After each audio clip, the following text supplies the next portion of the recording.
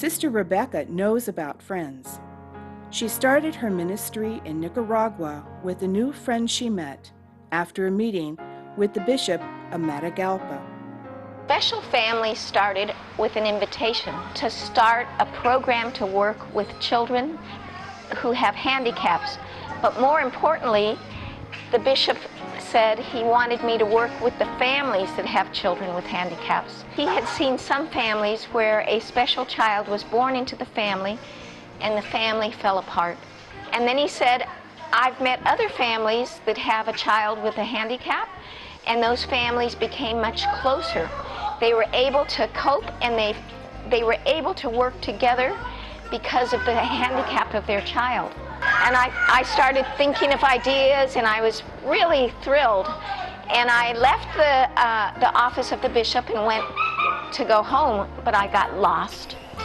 And I thought, wow, here I am, I'm going to start this program, and I can't even find my own home. So as I'm walking, I heard a voice saying, you look like you're lost. And I looked up, and there was a woman, and she says, would you like a glass of water? And I said, oh, sure, I would love a glass of water. So I went up and I met Marlene Hernandez. And ever since then, 18 years ago, Marlene and I have been working together. Marlene is the mother of a child with multiple handicaps. The way to start this program was to do a census, door to door in all of Matagalpa, to get information about families that had children with handicaps. And with that information, we had over 500 families that were identified. We began to use that to visit those families directly in their homes.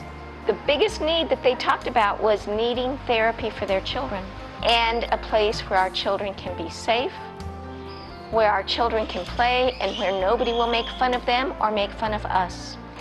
We grew organically from the needs of the people. And when you really get a sturdy foundation, then you can really have programs that go more in depth and help. Like we can now have programs with ballet, we can have programs of water therapy. We had a dream to have a place where people with a handicap could come and be accepted. They could come and they could play and they could enjoy their life. So within this park, we have several programs. We have all of the playground equipment, which was all made by people with a handicap. All the paintings were done by our young people, and all of the imaginations came from the mothers.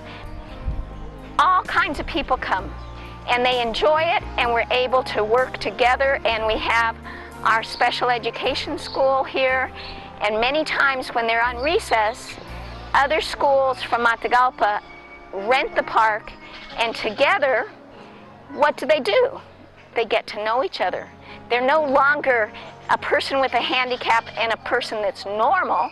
They're children, and they're playing together. And that's what it's all about, is social integration and friendship and being able to just be yourself. The greatest need for a person with a handicap is mobility. And that's why we started this wheelchair workshop. We realized it took months and sometimes even years for somebody to get a wheelchair. And then you would receive this wheelchair and you wouldn't even have a way to fit your child into it. And we have about 24 people that have learned how to adapt wheelchairs. Familias Especiales is our yogurt program. And we really try to be as integrated as possible in special families.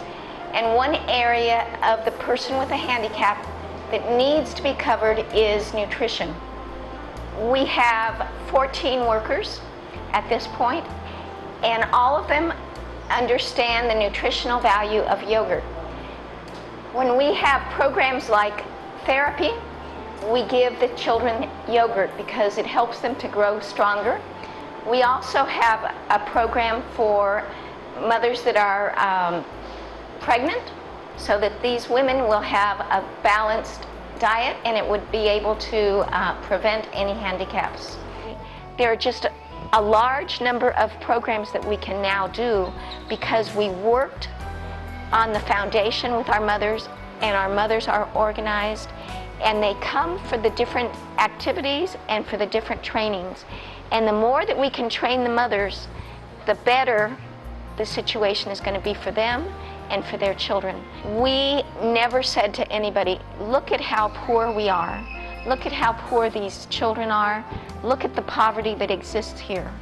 What we always said is, look what we're doing together, and if you want to help us, join us.